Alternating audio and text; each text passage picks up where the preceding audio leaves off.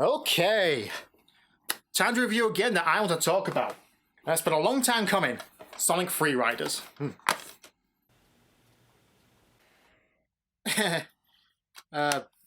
Must have misplaced it. Although it's not really like me to misplace games. Just saying. Oh, what else? Ooh, yeah. Ninja Gaiden 3 Razor's Edge. Ninjas.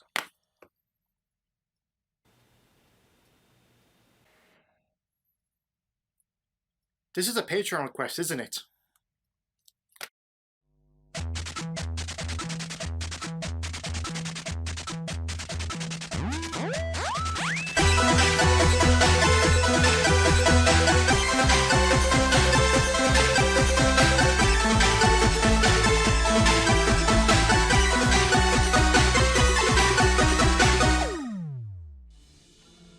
These last few requests based on Sony animated movies are starting to break me. I mean, Open Season wasn't that bad, and Surf's Up was passable. Now there's this. Glad we had a chance at Meatballs. A film that I hear is average to bad at best, and it's based on a book, but the plot of the book has nothing to do with the plot of the film because it only adapted a certain part of it. And now I have to review the game based on the movie that was based on the book, and the plot of the movie has very little to do with the plot of the film, and I'm just getting an ice cream headache just trying to explain this all to you! So let's just get this over with. Like before, I haven't seen the film, so I'm going in blind and judging how the game tells the story. And the answer to that is very minimal. The story is told to us on a screen via 8-bit slideshows like Ninja Gaiden, as well as voiceovers on single screenshots at the end of acts. Flint Lockwood, an underappreciated genius, created a machine to make food fall from the sky. Soon after a good influx of hungry tourists, the cannoli hits the fan as Swallow Hall starts to get destroyed by supersized portions as the Flint Lockwood diatonic super mutating dynamic food replicator, Floodsmither, goes haywire. Flint must now be the hero in order to save his town and the world from the rain of food. It's a super simple plot with enough story to keep you engaged and doesn't berate you for not following it or not having seen the movie like I did. Even then, each stage has its own self-contained mini snack plot for Flint to be there and to do what's needed to be done, like melting cheese and saving kids from hot and spicy chili. The gameplay in this game surprised me.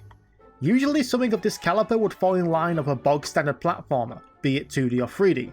This is a Gauntlet clone, and it works with the theme of the game, which is Flint and his gadgets, all of which are situational for each act. The heat gun, the power glove, the slicer, the sucker sprayer, and the picker-upper. All of them can be upgraded multiple times as you collect ions throughout the act to fill a meter and gain a new level. The game is played from going from one cut-off area to another and eradicating the evil sentient foods, as well as destroying a set number of other foods. Confused? Yeah, but stick with me.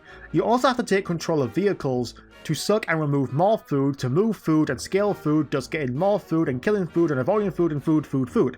The game is very simple when it comes to controls.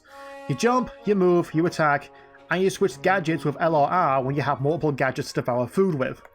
If it seems like I'm hung up on the gameplay, it's because for as simple and easy as it is, it gets really repetitive. Take away the aesthetics of the levels as well as the type of food to destroy, the only thing separating the levels is the gadgets, which work if a little slow, and the puzzles that they are used for, such as using the sucker sprayer to not only melt sugar cubes and gummy bears with hot coffee, but also honey to climb walls and oil to slide around burgers. Oh, and thank you game for not telling me I could use a frickin' mushroom cap as a shield for the Piranha Plant knockoffs, or the fact that the truck has alternate gadgets in later acts. Maybe I'm the dumb one, but I didn't see any hint for those examples until I looked around the area or the UI for clues. Kill it with fire! What's with these games and having freakishly horrifying deformed characters? The game looks as good as what a movie game should. Colourful with lots of sugar on top. I'm not kidding here. Do not play this game while hungry. Never before have I wanted cheeseburgers so bad. Also, some levels are themed entirely out of one or more foods, such as wintry landscapes or brain-freezing ice cream, or be assaulted by a cavalcade of pasta. While there is a bit of jankiness here and there, this is definitely one of the most impressive looking movie games I've played so far. More than once I've caught myself actually glaring at the tasty scenery, impressed by the game's visuals. The music is also another thing that's also quite stunning for the game, as some of the musical pieces sound almost too good for this kind of game. Once you sit down and listen to them, because as always, it's drowned out by the constant sound effects and the constant chatter. Speaking of which, the voice actors are great in their roles, and I first thought they actually got the cast of the film to reprise their roles. But no, it's just some really damn talented voice actors. But I don't score any points though, because they, and especially Flint, talk all the damn time. When will writers, script survivors, and whoever learn that having the damn characters talk all the damn time is not engaging? It's annoying. The thing I want to talk about first is how the game is structured. That's kind of the point of game design or whatever. Throughout the first acts of the stages, you only use one gadget. Act 2 gives you 2 gadgets to use during the stages for combat and puzzles, and Act 3 gives you 3 gadgets and etc. I like this design. It gives the player time to come to grips with what gadget does what, and later seeing how they work in tandem with other gadgets, such as breaking the outside layer of an ice cream sandwich with the glove, to melting the ice cream inside with a heat gun. It's a great way of progression without shoving everything on the player at once. What I don't like is how archaic the levels seem. Box room after box room with some occasional elevation via platforming. I know it's basic gauntlet or dungeon crawling level design 101, but like I said with the gameplay, take out the colour and are all the same with only a few instances of uniqueness to separate them. Speaking of, you will be travelling through the same locations often, so get used to them. All of this is accessed via Flint's lab, where you can also see the options, upgrades, and the ultimate gadget you unlock pieces to over the course of the game. As for enemies, there really isn't many as far as those who are a big threat to you. Piranha Plant wannabes are the main ones who can deal damage, but Ice Cream Men, Gummy Bears, Marshmallows, Spaghetti Twisters, and Broccoli Falls are nothing compared to the lakes of chili everywhere. Hot, spicy chili with tender meat and onion drizzled over a grilled sausage with cheddar cheese wedged in a warm, soft bread roll. I think I should have lunch now. For those wondering, yes, getting every sub-food in every stage unlocks a piece of the ultimate weapon blueprint. What is it? I don't know, because some of the levels are a pain in the ass to finish 100%, despite it being a relatively easy game.